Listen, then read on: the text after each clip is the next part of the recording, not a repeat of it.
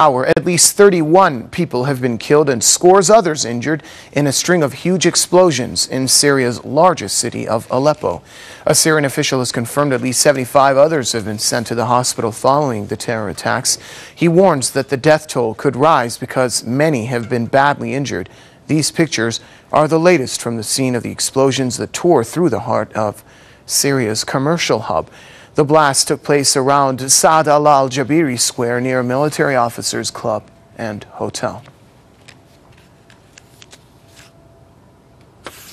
Well, I spoke with our correspondent in Syria, Muhammad Ali, about the Aleppo terror attacks. He explained how the explosions took place in the city. Ali also talked about a fourth bomb blast there.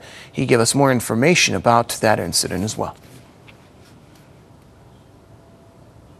How the explosions happened, a couple of booby-trapped cars loaded with a lot of explosives have went off, as you know, exploded in Saadallah al-Jabri square and led, of course, to huge material damage over there to the buildings and residential areas nearby. We know that only about half an hour or an hour later, a fourth explosion happened just southeast actually of Saadallah al-Jabri square, only a few kilometers away. This blast also caused a lot of material damage. It happened just across the street near the Chamber of Trade over there, the Chamber of Commerce in the city of Aleppo. We still don't have any number of casualties regarding that fourth explosion, but what we know is that the explosion happened because of also another booby-trapped car, sham car actually over there. Also, reports said that mortars, the foreign-backed armed militants, also launched mortars on Al-Hal Souk. It's a popular market over there. What's happened is that mortars hit there, and still there are reports that there are also casualties over there among civilians as a result of those mortars. Also, there were a lot of reports saying and confirming that clashes took place just in the surrounding areas where the explosions happened between the foreign-backed militants and the Syrian army over there. Press TV and Al-Alam's Damascus bureau chief arrives in the Iranian capital for medical treatment. Hossein Mortada was injured while covering the Syrian crisis. Press TV's correspondent in Damascus, Mai Nasser, was killed in the same incident. Arash Khalatbari has the details.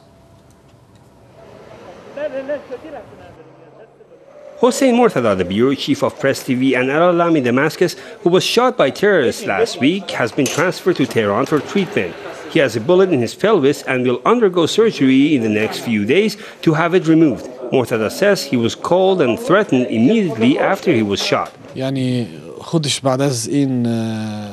was called by someone that introduced himself as a member of Free Syrian Army. He told me that we had cautioned you, that we will shoot you, and we did. And next time we will kill you if you continue reporting. I told him that I will be out reporting in around 10 days.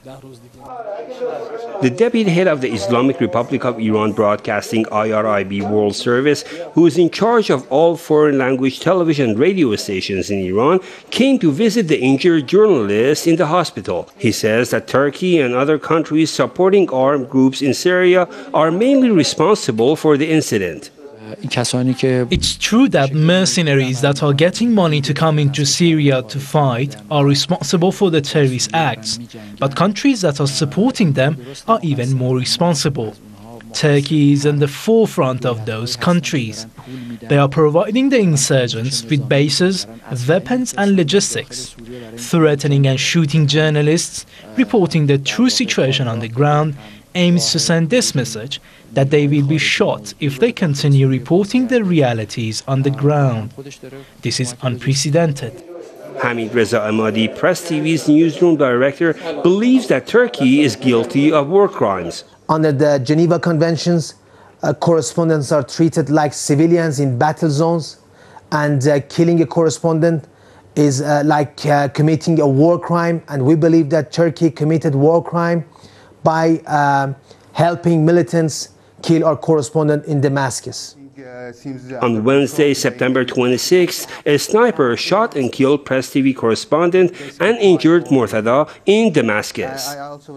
Hossein Mortada, who was shot and injured on the scene where Maya Nasser, Press TV's correspondent in Syria, was killed by a sniper, says that this is not the first time that he has been shot while on duty, and it will not stop him from doing what he does best: being the voice of the voiceless. Arash Khalatari, Press TV, Tehran. Elsewhere, Iran's foreign ministry spokesman has criticized U.S. police inaction as he came under attack by a mob in New York City last week. Rami Mehmanpara says New York police acted indifferently during the attack, which prompted the assailants to continue targeting him. He says the U.S. police is now on the defensive after it failed to stop the supporters of the terrorist group Mujahideen-e-Khalq organization, also known as the MKO. The Iranian official stressed that the attack by MKO supporters reveals the true nature of the group. In a controversial move, the U.S. State Department has recently taken the MKO off its list of terrorist groups.